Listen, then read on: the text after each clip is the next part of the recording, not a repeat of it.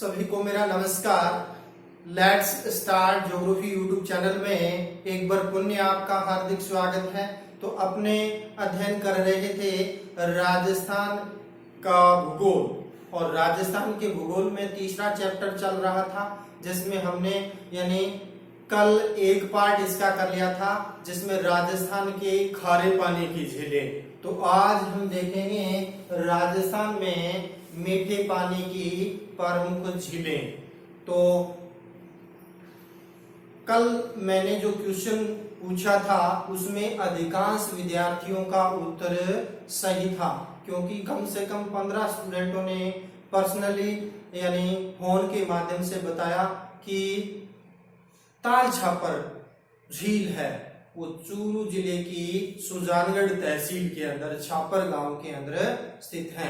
तो वो सारे स्टूडेंट बधाई के पात्र हैं। और अब हम अध्ययन करते हैं राजस्थान के अंदर यानी प्रमुख मीठे पानी की झीलें। तो पहले तो अपने मैप में देखते हैं कि मीठे पानी की झीलों में देखें तो उदयपुर है वो झीलों की नगरी के नाम से जाना जाता है, जिसमें उदय सागर झील, फतेह सागर झील, इसके अलावा यानी प्रमुख रूप से क्या है यानी जयसमंद झील प्रमुखतः पाई जाती है। इसके अलावा माउंट आबू में नक्की झील पाई जाती है, गैब सागर डूंगरपुर में पाई जाती है, नवलखा झील बूंदी के अंदर पाई जाती है, पन्ना लालसा तालाब है झुंझुनू के अंदर पाया जाता है, सिलीसेट झील है वो अलवर जिले के अंदर स्थित है। इसके अलावा कोलायत झील है वो बीकानेर जिले के अंदर मीठे पानी की झील है, गढ़सीसर है वो जैसलमेर जिले के अंदर स्थित है। फिर यदि हम बात करते हैं कायलाना, तो कायलाना झील है वो जोधपुर के अंदर और बालसुन झील भी जोधपुर जिले के अंदर स्थित है। तो इस प्रकार यानी इन एक एक झीलों का हम विस्तार से अध्ययन करेंगे। तो सर्वप्रथम देख लेते हैं कौन सी, जयसमंद झील। तो जयसमंद झील है वो पहली बात तो इसकी स्थिति कहाँ पर है, उदयपुर जिले के अंदर है। और इसी झील को किस नाम से, ढेबर झील के नाम से भी जाना जाता है। किस नाम से, ढेबर झील के नाम से जाना जाता है। और यह झील एक कृत्रिम झील है। कैसी झील है भाई, कृत्रिम झील है। और इस झील की बात यदि हम बात करते हैं निर्माण की, तो 1687 से लेकर 1691 के अंदर इस झील का निर्माण है वो यानी महाराणा जयसिंह के काल में प्रमुख रूप से क्या है किया गया था।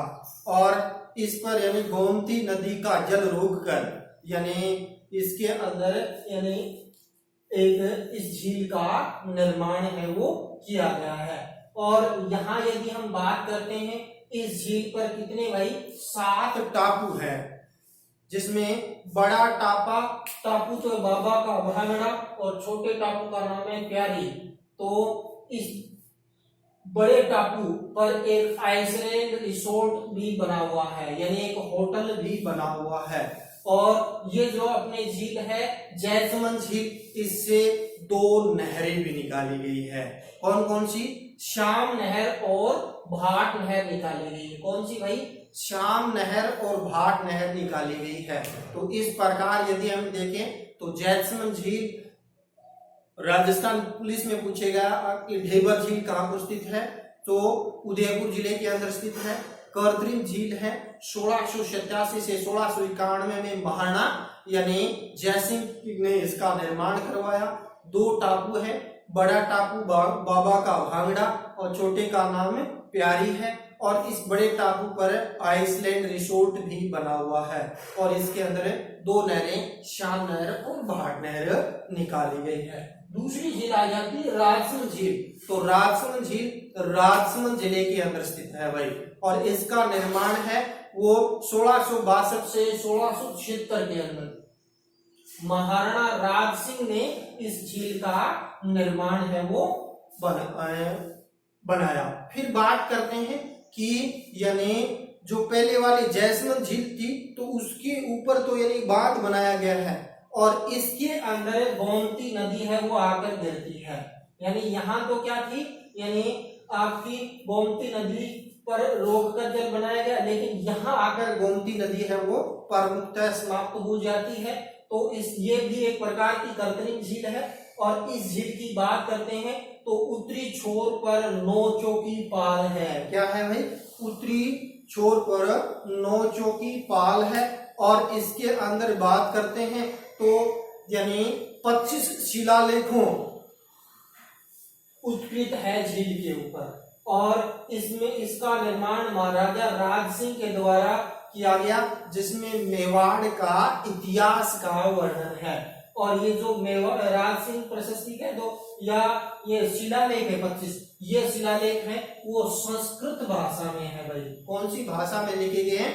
यानी हमारी मातृभाषा संस्कृत के अंदर ये 25 शिलालेखों को उद्धृत किया गया है। और इस झील के अंदर तो होगी, यानी ये अपनी दूसरी झील होगी राजसमंद झील, जो कहां पर स्थित है? यदि मैप के अंदर इसकी देखना चाहें तो राजसमंद जिले के अंदर स्थित है। इसके बाद थर्ड झील की बात करते हैं तो पिछोला झील आ जाती है। तो पिछोला झील भी कहां पर है भाई? यानी ये भी उदयपुर जिले के अंदर है। कहां है? यानी ये पिछोला झील, पिछोला झील। तो पिछोला झील की यदि हम बात करते हैं तो महाराणा लाखा के समय एक बंजारे ने इसका निर्माण करवाया था। यानी महाराणा लाखा के शासनकाल में इसका निर्माण एक बंजारे ने भाई इसका निर्माण है वो करवाया था। और इसके टापू पर जग मंदिर और मुख्य रूप से क्या है? यानी जग निवास महल भी स्थित है। और यहीं पर ही नटनी का चबूतरा भी है, जो अधीनस्थ बोर्ड के एग्जाम में आ चुका है कि नटनी का चबूतरा कौन सी झील पर स्थित है।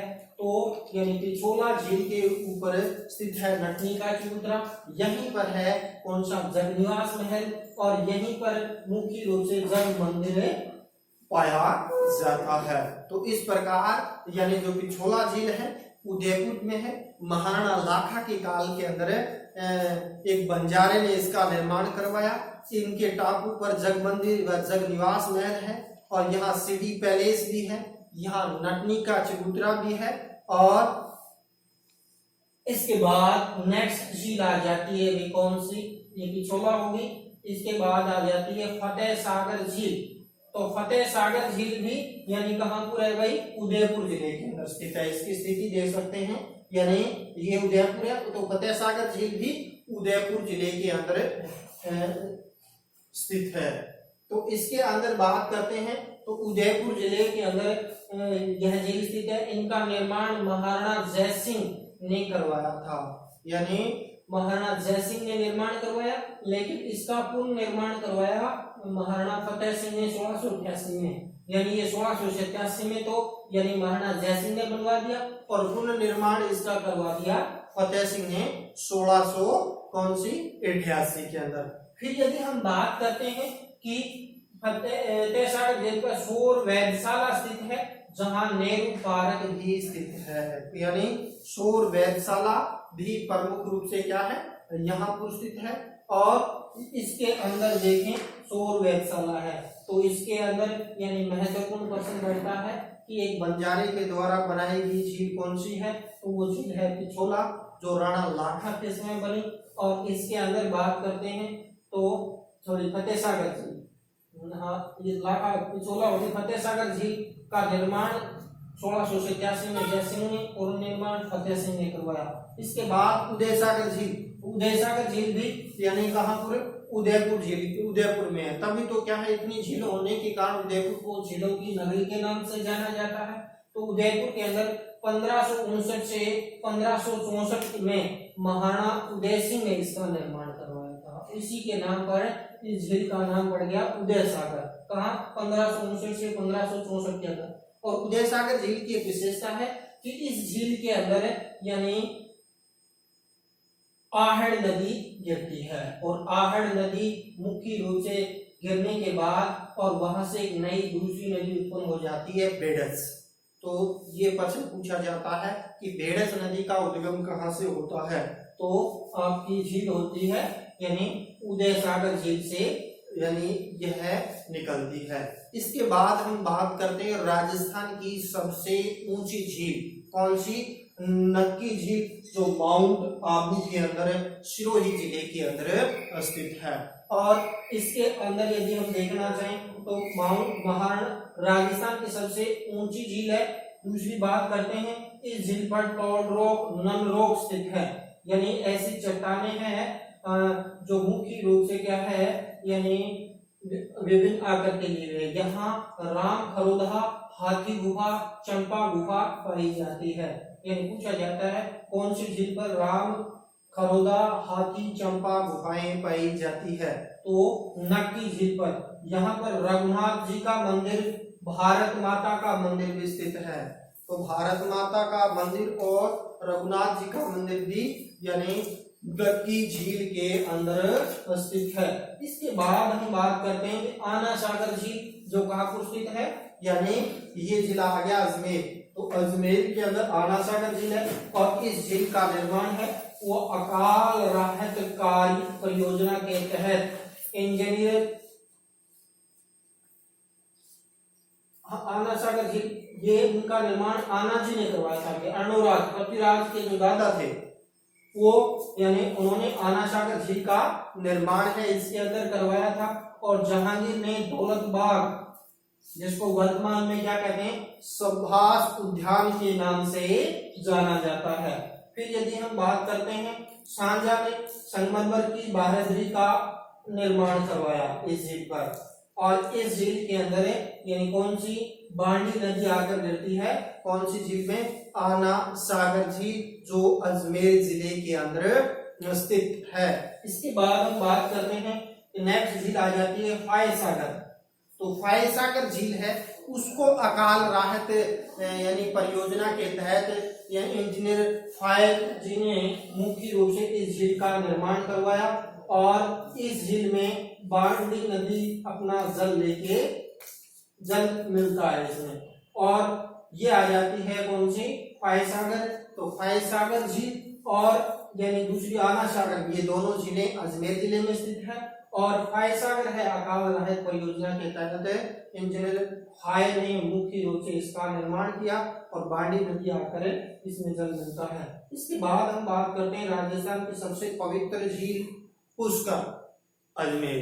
और पुष्कर इसमें यानी अजमेर से 11 किलोमीटर की दूरी पर स्थित है। और यहाँ कार्तिक पूर्णिमा को एक विशाल मेला भरता है। यहाँ कार्तिक शुक्ल एकादशी से पूर्णिमा तक यानी लक्की मेले का आयोजन इसके अंदर होता है।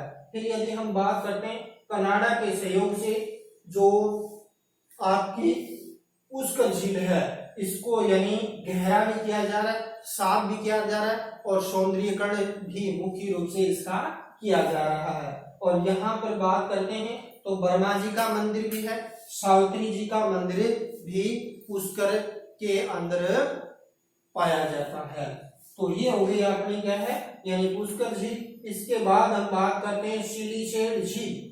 तो सिलीसेड झील की यदि हम बात करते हैं तो 1845 में महाराणा विनय ने इस झील के ऊपर विनय पैलेस यानी महल बनाया, जिसको वर्तमान में लेक पैलेस होटल के रूप में परिवर्तित कर दिया गया है। और ये आ जाती है सिलीसेड झील के बारे में। इसके बाद आ जाती कोलायत। कोलायत झील बीकानेर में है, जहाँ कपिल मुनि की तपोभूमि व आश्रम स्थित है।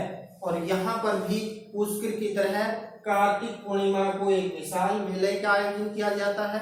और यहाँ प्रमुखतः दीपदान का आयोजन है वो किया जाता है। तो ये तो होगी अपनी राजस्थान की प्रमुख झीलें। इसके अलावा यानी कुछ झीलों पर चाहे वो राजस्थान पुलिस हो, पटवारी हो, ग्राम सेवक हो या दिनेश बोर्ड के एग्जाम, उसमें सीधा ही प्रश्न उठा लिया जाता है भी गैरसागर झील है वो कौन से जिले के अंदर है, तो डूंगरपुर के अंदर। दूसरा नवलखा झील कहाँ पर है, बूंदी जिले के अंदर। या पन्ना सा तालाब कहाँ स्थित है, झुंझुनू के अंदर। सिलीसेड झील कहाँ पर है, अलवर जिले के अंदर। गढ़सीसर झील कहाँ पर है, यानी जैसलमेर के अंदर। इसके अलावा बालसुर झील कहाँ पर है, जिसका निर्माण बालक राव ने करवाया था, और ये कहाँ, जोधपुर के अंदर है। कायलाना ये भी जोधपुर के अंदर है। तो इस प्रकार अन्य झीलें को उपनाम से या उनके नामों से भी जाना जाता है। तो ये अपना झीलों का टॉपिक कंप्लीट हो गया। इसके बाद जैसे टाइम मिलेगा तो इनकी एक प्रश्नोत्तरी के माध्यम से भी जो एग्जाम के अंदर पीछे आए हुए क्वेश्चन है उनको भी अपने यानी हल करेंगे। तो इसी के साथ आज का वीडियो यहीं समाप्त करता हूँ। जय हिंद, जय भारत। पढ़ते रहिए और बढ़ते रहिए। और इसी के साथ आप इसका स्क्रीनशॉट लीजिए।